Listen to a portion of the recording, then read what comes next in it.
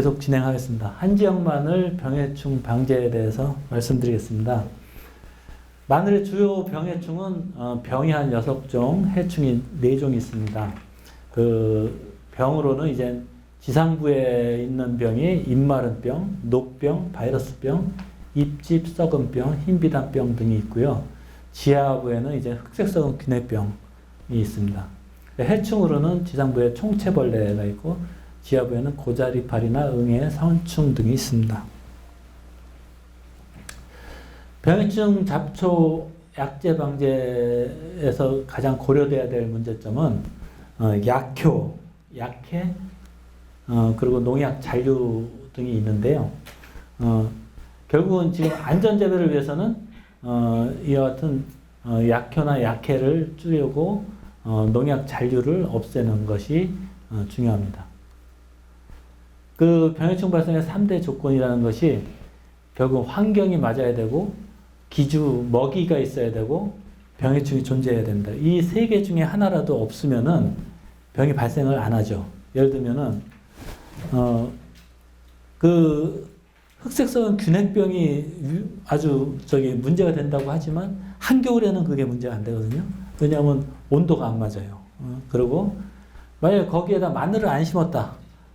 조건이 맞는데 마늘을 안 심으면 마늘이 그 병이 발생 안 하잖아요. 다른 작물을 심었을 때는 병이 발생 안 하고 그 건전한 조건의 온도하고 환경이 마늘을 심었을 때 병해충이 존재하지 않으면 또 병이 발생 안 하는 거예요. 그래서 이 3대 조건이 맞아야지 병이 발생된다는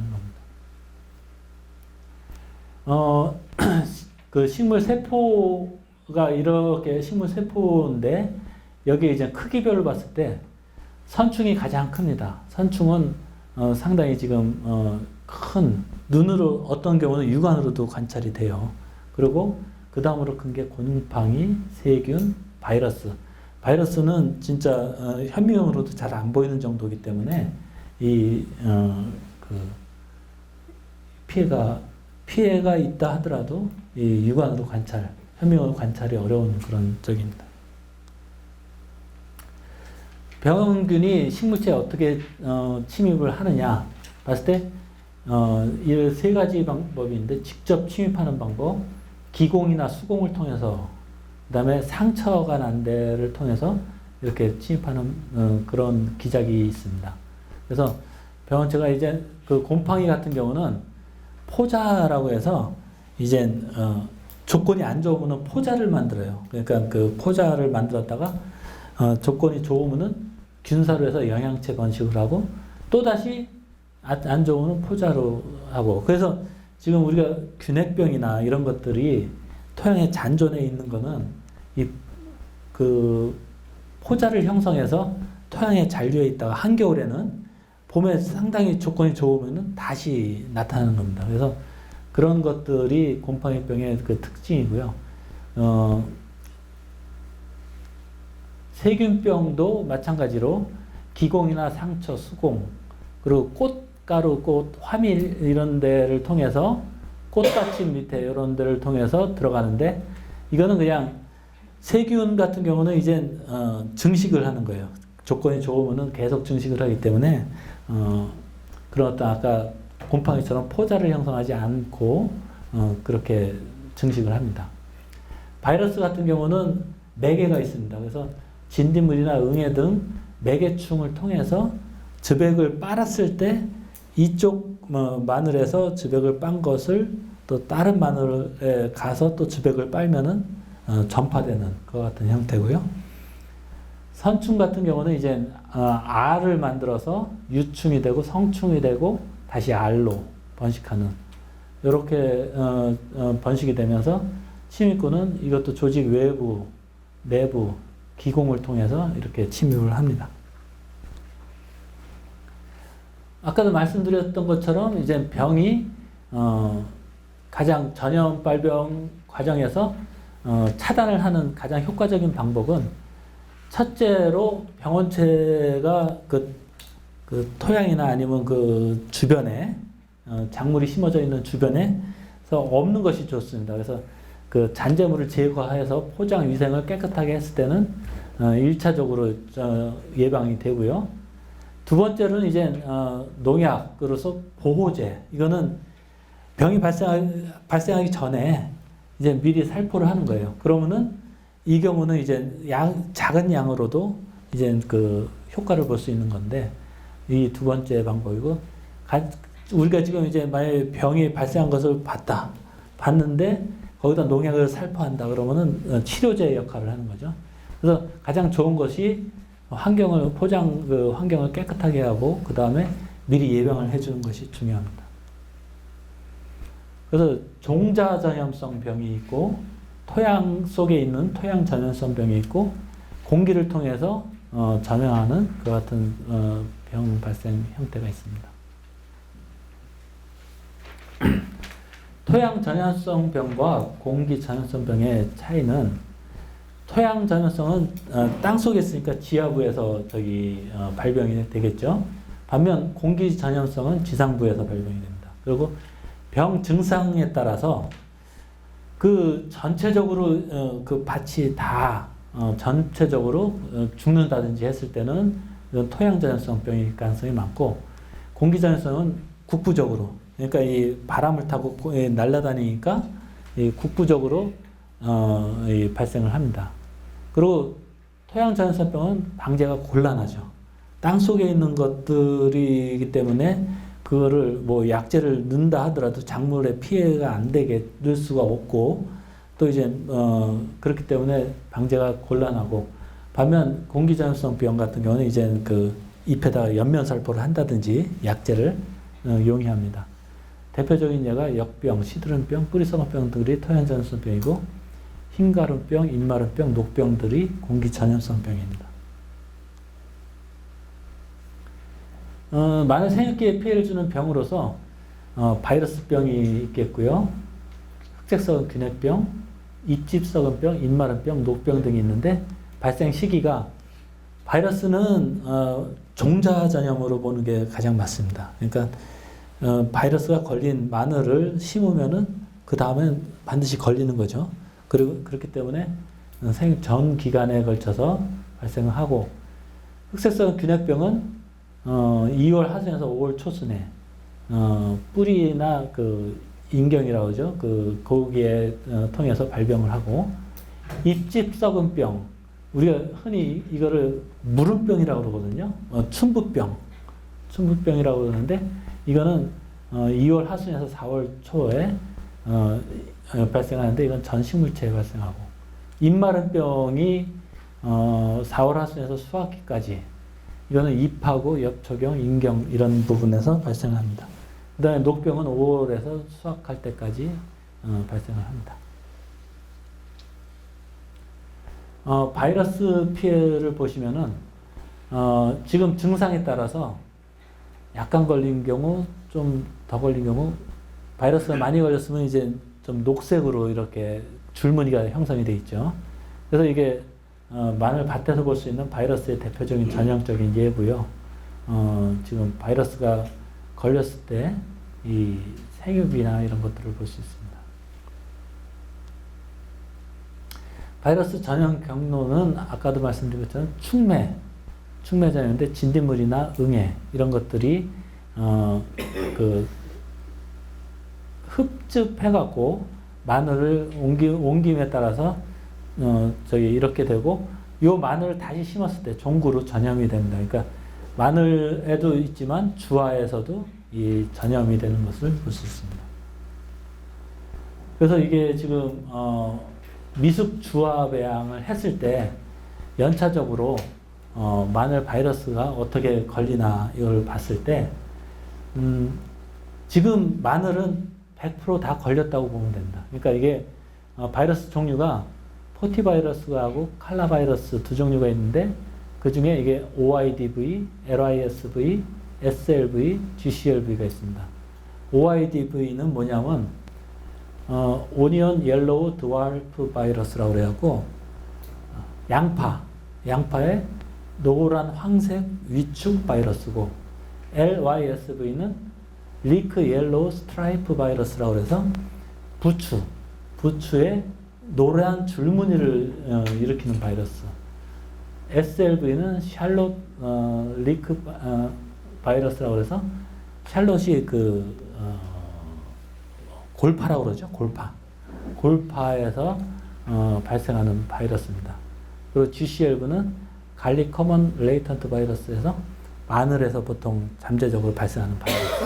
근데 지금 마늘은 거의 다 걸려 있다고 보면 돼요. 그런데 기내 소구라는 것이 이제 조직병을 한 거죠.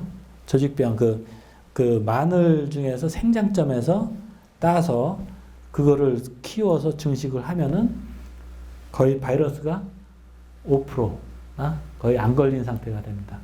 그런데 이거를 포장해서 1년 차, 그러니까 1년을 재배를 하면은 망사를 씌웠을 때는 OIDV나 LISB 같이 여기에 한 조금 증가를 하죠. 여기는 발생을 안 하고. 그런데 망사를 안 씌웠다. 그러니까 망사를 안 씌우고 재배를 하면은 그 아까 얘기했듯이 진딧물이나 뭐 그런 응애 이런 것들에 의해서 그 바이러스가 감염이 돼서 증가를 합니다. 2년차 되면은 더 증가를 하고 3년차 되면은 지금 거의 인편의 초기처럼 이렇게 많이 증가를 하는 것을 볼 수 있고 망사를 씌웠어도 한 50% 정도까지 그러니까 마늘 조직병 해서 포장해 가서 한 3년, 4년, 5년 정도 쓰면은 다시 갱신을 해주는 것이 좋다는 거죠. 그러면 주화로 했을 때는 바이러스가 어떻게 되냐 하면 주화는 식물체 맨 꼭대기에 있잖아요. 그래서 거기에 있을 때 그 주화에서는 좀 바이러스가 안 걸린 것은 5%에서 15% 정도 걸린 것이 있는데 이것도 마찬가지로 1년차, 2년차, 3년차 재배하면은 그 3년차에는 망사 재배 안 한 것은 거의 100% 걸리고 망사 재배하더라도 8, 90%가 걸리기 때문에 아무래도 생장점보다는 좀 더 많이 걸리는 것을 볼 수 있습니다. 그리고 지역별로 봤을 때 지금 마늘 주산지에 바이러스가 다 걸렸죠. 지금 거의 안 걸린 데가 없죠. 근데 의성의 주화 재배한 데서만 좀 바이러스가 적게 걸린 거예요. 그러니까 지금 종구를 갱신한다든지 했을 때 조직병이 아닌 이상 조직병으로 종구를 더 증식시키는 방법은 상당히 시간이 많이 걸립니다. 예를 들면 우리가 조직병 따는 게 1년에 한 1000개를 못 따거든요. 1000개. 그러면 그거를 증식시키려면은 그 1년 더 하면은 단구가 되거든요. 또 1년을 더 심어야지 3년째 인편으로 해서 우리가 지금 심는 마늘이 생성이 돼요. 그러면은 그 마늘을 주화를 또 따서 또 증식을 시켜야죠. 그러다 보면은 한 5년, 6년 동안 재배를 해야지 그 조직병에서 우리가 그 무병 종구라는 걸 만드는데 그 시간이 많이 걸리잖아요. 그래서 지금 농가에서도 할 수 있는 방법이 주화 재배인 것 같아요. 그래서 주화를 따서 한번 심어서 그 주화를 단구를 다시 만들고 그거를 1년 심어서 인편을 만들어서 그거를 다시 심으면은 이렇게 좀 바이러스 감염이 적은 그런 마늘을 만들 수 있습니다. 그리고 마늘 종구도 이제 채종지에 따라서 바이러스 밀도가 틀린데요. 지금 이게 단양에서 한 건데 단양 연구소에서는 인편은 거의 지금 많이 걸렸고 주화나 당구는 적게 걸린 것을 볼 수 있고요. 좀 더 높은데 단양 지금 해발이 높은 데로 갈수록 이 바이러스 밀도가 떨어지는 것을 볼 수 있습니다. 그러니까 이제 그 격리 재배라고 그러죠. 그러니까 좀 채종지가 좀 멀리 떨어져 있는 데다가 심는 것이 바이러스 감염. 그러니까 일반적이보다 좀 외진데. 그래서 지금 이 지역에서는 우리가 이제 가이도에다가 마늘 종구 생산 단지를 만들거든요. 그래서 그쪽에서 재배한 마늘을 심어서 이쪽에 그 육지로 나오면은 그 다음에 종구가 커지는 것을 볼 수 있거든요. 근데 거기를 이제 저희도 이제 바이러스 검사를 해봤어요. 그랬더니 바이러스는 걸려 있습니다. 걸려 있는데 그 바이러스 때문에 그런 게 아니고 어떤 그 가이도라는 조건이 거기가 이제 비닐을 못 씌워요. 그러니까 마늘을 재배하면서 종구 생산을 하면서 비닐을 안 씌운 상태에서 마늘을 재배하다 보니까 마늘구가 작아져요. 그러니까 가이도 마늘은 작은데 그러면서 이제 좀 흙에 단단하죠. 단단한 것이 육지로 나오면서 좋은 조건에 됐을 때 그 마늘구가 증식이 확 되는 것을 그렇게 볼 수 있거든요. 그래서 그거는 이제 어떤 재배지를 이제 좀 바꿨을 때 환경이 좋은 조건으로 했을 때 구가 커지는. 그래서 가이도 마늘하고 지금 여기서 계속 재배하는 마늘하고 1년차, 2년차 이렇게 심어 보면은 확실히 확연하게 차이는 납니다. 그 바이러스도 지금 조사를 하고 있는데 바이러스는 그래서 저희가 이제 가이도 마늘 종구를 개선하기 위해서 여기서 조직 배양한 거 그 마늘을 그쪽에다 해서 심어서 이제 이쪽으로 다시 나오는 쪽으로 그렇게 지금 하려고 지금 계획을 잡고 있습니다.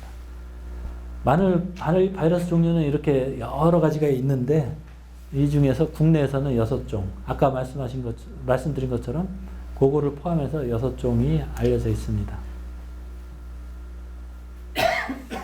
일단 마늘 바이러스의 대책이라고 하면은 아까 말씀드렸던 무병 종구를 사용해서 생작전 배양을 하는 것이 가장 좋고요. 50%인데 실제로 저희가 해보니까 30% 정도 증수되는 것을 알 수 있고요. 외형성 병증이 약한 종구를 사용하는 것이 좋고, 다음에 주화 재배, 아까 말씀드렸죠. 주화 재배해서 바이러스 피해가 적은 마늘에서, 그러니까 일반 마늘에서 주화를 채취하는 게 아니고 어떤 면에서는 조직 배양이나 청포 배양, 미숙주화 청포 배양이 있거든요. 그게 조금 더 쉬워서 그거를 하는데 그 청포 배양이나 조직 배양한 그 마늘을 갖고 심어서 그해 나온 그 주화를 채취해서 증식하는 방법. 그리고 지금 매개충 방제를 철저히 한다면 지금 아까 해서 망사를 씌운다든지 특히 이제 그 종구는 증식하기 위해서는 그렇게 관리를 해야 될 것 같아요. 그래서 그 망사를 씌운 그 포장 그런 데서 그 종구 전염성 응애류 등을 방제된 그런 포장, 진딧물 방제를 그런 데를 해서 재배한 그 마늘로 해서 증식을 하는 것이 중요하다고 봅니다. 두 번째로 이제 잎마늘병이 가장 흔한 마늘에서 발병되는 병인데요. 잎과 잎집에 적갈색 병반이 생기고 오래된 병반에는 검은 곰팡이가 발생을 합니다. 그래서 이게 곰팡이병인데요. 생육적원이 23도에서 25도, 마늘 수확기에 가까울 때 많이 발생을 합니다. 그래서 4월 하순 5월 초부터 이렇게 발생을 하는데 전염원은 이제 병든 부위에 균사나 분생포자 이런 것들이 잔황각 형태로 월동을 하고요. 생육 후기에 많이 발생을 하고 고온 다습한 조건에서 발생합니다. 그리고 마늘 저장 중에는 갈색 반전병이 유발되고 여기서 보시는 바와 같이 이제 마늘에 이게 잎에서 이렇게 병반이 형성이 되거든요. 마늘 재배하시는 분들 많이 보셨을 거예요. 그래서 이것이 점점 커지면은 이제 잎 전체가 이렇게 아예 마르는 증상이 나타나고요. 이게 심했을 경우는 이제 그 마늘 구에까지 이제 이렇게 피해를 줍니다. 이게 좀 심하지만 이런 식으로 지금 포장해서 저희가 되고요. 그리고 이제 주의하실 게 이제 지금 이 지역이 이제 난지역 마늘이 한 80%를 재배하고 한지역 마늘 20% 재배하는데 여기에 난지역 마늘 심고 여기 옆에 한지역 마늘 심어요. 그러면은 난지역 마늘에서 잎마늘병이 발생하면은 그게 공기를 타고 한지역 마늘 자기가 심은 대로 날아가거든요. 그러니까 같이 심었을 때 그 방제를 철저하게 해줘야 돼요. 난지역 마늘 잎마늘병 발생이 시작됐다 그러면 거기 방제를 철저히 해줘야지 안 했을 경우는 옆으로 계속 옮기기 때문에 그 방제를 그런 저기를 주의를 하셔야 된다는 거고요. 잎마늘병 약제는 이렇게 많이 나와 있습니다. 그런데 이것들이 이제 공시되어 있는 약재고요. 지금 주로 사용하는 것들이 살림꾼이나 오티바 이런 것들을 사용하고 있습니다. 그 수확 14일 전까지 사용하고, 그러니까 이게 마늘 그 잔류 때문에도 그렇고 그렇기 때문에 이제 그 수확 14일 전까지만 사용을 하도록 그렇게 되어 있습니다. 그 다음에 이제 흑색성 균핵병. 이거는 우리나라에 이제 1988년도에 전남 고흥에서 처음으로 발견이 돼갖고 난지형 마늘의 가장 치명적인 병인데, 지금은 난지형, 한지형 할 거 없이 균핵병이 난지형이 많이 발생하지만 이게 발생을 하고, 한번 발생을 하면은 이게 또 그 다음에 이제 계속 하기 때문에 전파되기 때문에 초기에 이제 방지해 주는 것이 중요합니다. 그래서 병원군의 균핵 상태로 토양에 잠복해 있다가 파종 후 뿌리에서 나오는 분비물에 의해서 유인이 돼 갖고 뿌리, 인경, 잎으로 전파되는 그와 같은 형태를 보입니다. 그래서 이게 흰 균사를 생성된다고 그래서 영문명으로는 이제 화이트 로트 바이러스, 화이트 로트 디지즈라고 그래요. 그러니까 흰 균사, 화이트 로트 디지즈라고 하는데, 우리는 이 균핵이 생성되면 까매지거든요. 그래서 흑색 썩은 균핵병이라는 명칭을 쓰고 있어요. 그래서 요거는 이제 곰팡이병으로서 흑색의 균핵을 형성하는 것이 특징이고, 최적 발효 온도는 20도씨 전후입니다.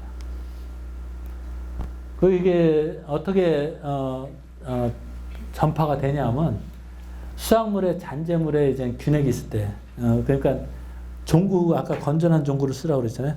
균핵병이 있는 종구를 잘못 썼을 때는 물론 종구 소독을 한다 하지만 그게 이제 잘 안 됐을 경우 이제 발생할 수 있고, 이 농기계로 인해서 균핵이 분산되는 경우가 다소 있습니다. 이게 그러니까 그 마을에 공동적으로 농기계를 쓰잖아요. 그래서 어디 마늘 밭좀 좀 갈아달라 그러면은 이쪽 밭을 갈아주고, 근데 거기가 공교롭게 이제 균핵병이 발생했던 포장이다.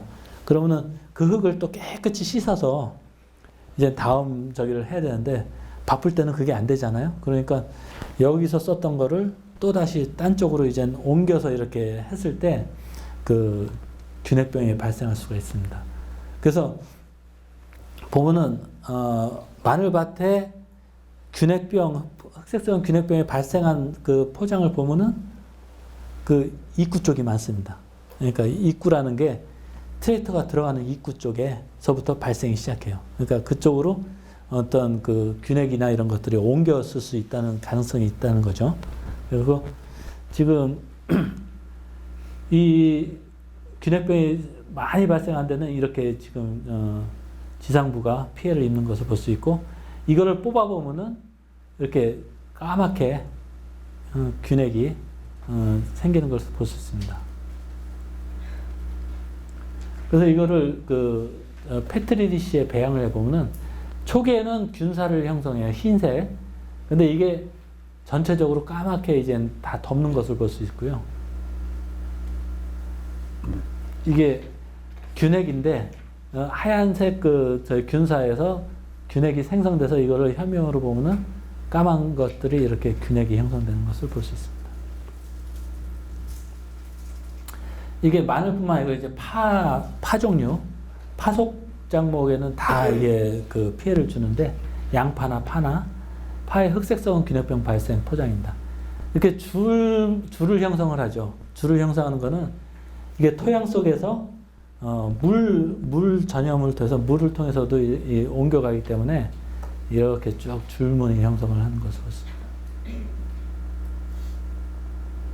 그 방제 요령은 일단 첫째로 전염원을 차단을 해야 됩니다. 그래서 병 발생 지역에서 종구 도입을 금지해야 되고, 균핵 상태로 입양된 종구에 잠복되어 종구 있는 그 종구를 교환시 전파되니까 그런 저기를 사용을 하지 말아야 되고, 지금 담리작 재배 생산 종구가 좋다는 게 지금 균핵병이 이 지역이나 저기는 발생을 하지만 경북 의성이나 아니면 저쪽 저 남쪽 지방은 병 발생이 없어요. 그게 왜 그러냐면 논에서 벼를 재배하고 마늘을 재배하면은 그 물을 담수하잖아요. 그러면 균핵이 그 담수되어 있는 동안에 그 사라지기 때문에 그런 데보다는 이 밭작물, 밭에서 마늘 재배하는 데서 큰 문제가 생긴다는 거죠.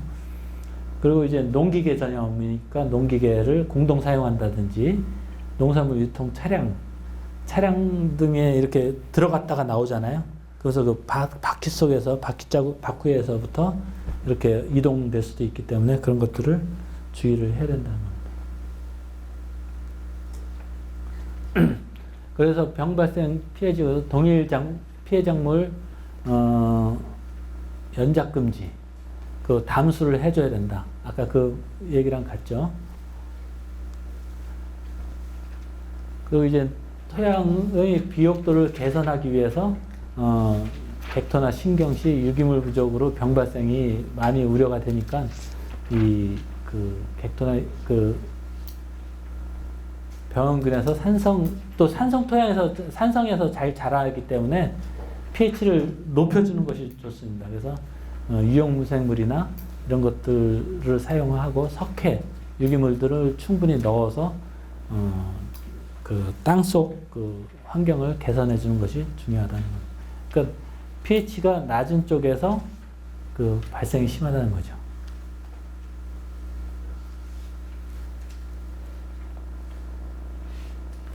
방제는 뭐 이렇게 뭐 전염원 방제 말씀드린 것과 같습니다. 그 약제는 지금 나와 있는 것이 13종이 있는데 지금 토양 소독을 하는 거는 이제 우리가 바사민드라는 다종의 입제하고 메탄소디움 이게 킬포라는 건데 이 두 가지가 이제 토양에 전반적으로 그러니까 작물이 없을 때 소독을 해주는 방법이고요.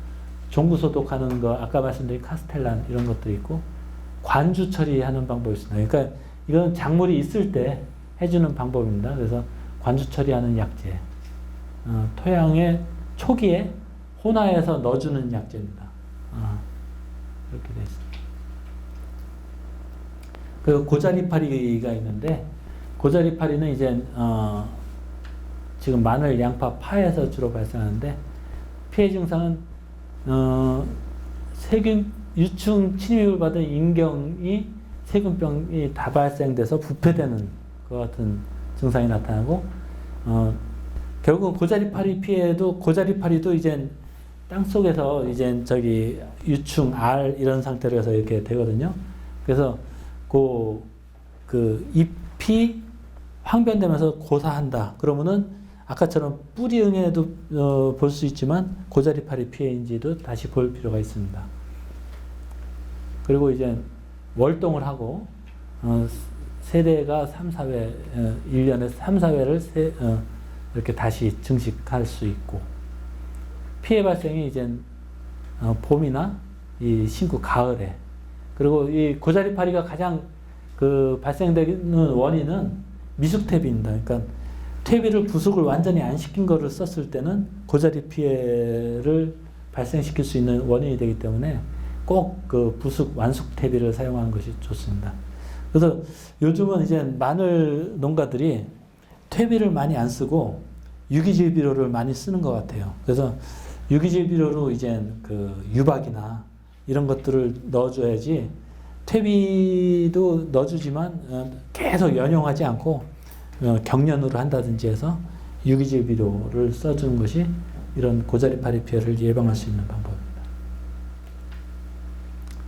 고자리파리가 알, 유충, 그 다음에 번데기 형태로 해서 이렇게 됐는데 이 피해가 그 마늘 속에까지 해갖고 이렇게 저기 유충이 있는 것을 볼 수 있습니다. 그리고 이렇게 심할 경우는 완전히 고사되는 것을 볼 수 있죠. 그 초기에 이제 마늘이 막 생되기 시작한 3월, 4월 달에 이렇게 피해를 보는 것을 볼 수 있습니다. 그래서 이 유충이 이렇게 까보면 나오는 것을 볼 수 있고요. 이 방제 약제는 지금 이렇게 여기에 나와 있는 것처럼 한 7, 8종류가 있는데 카보입제, 후라단이나 큐라텔 이런 것들을 사용을 하면은 월동 후 피복물 제거 후 토양 전면을 살포해서 심는 것이 좋습니다. 뿌리응애는 지금 이것도 마찬가지로 이제 뿌리와 인경을 가해해서 부패를 촉진하고 저장 중 피해가 있고 병원군을 옮기는 원인이 되기도 합니다. 그러니까 뿌리 쪽에 가해를 해서 결국 2차로 이제 다른 병을 증가시키는 그런 원인이 되기도 하는데요. 이 그림에서 보시는 바와 같이 이제 유백색의 작은 응애 형태로 되어 있습니다. 어떤 경우는 이제 육안으로도 관찰이 되거든요. 그래서 그 봄에 이제 잎이 시든다 그러면은 이제 그거를 뽑아 보면은 뿌리 속에 이렇게 보면은 이런 것들이 바글바글 있는 것을 볼 수가 있습니다. 그래서 요거에 대해서는 이제 방제법은 일단은 종구소독 방법이 있겠고 연작을 회피해야 되고 미수태비 이것도 마찬가지로 미수태비를 사용하지 말고 수확 후 잘 건조 그리고 통풍이 잘 되는 곳에 저장하는 것이 중요합니다.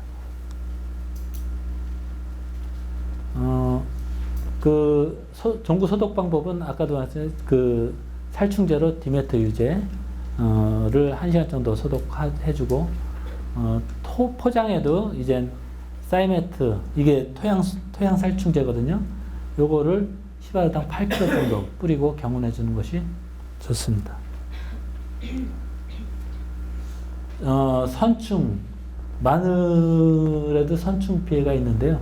이거는 이제 선충이 가장 큰 형태라고 아까도 말씀드렸죠. 그래서 줄기에 줄기 선충이라고 하는데 이렇게 피해가 뒤틀리면서 이런 피해를 보는 것을 볼 수 있습니다.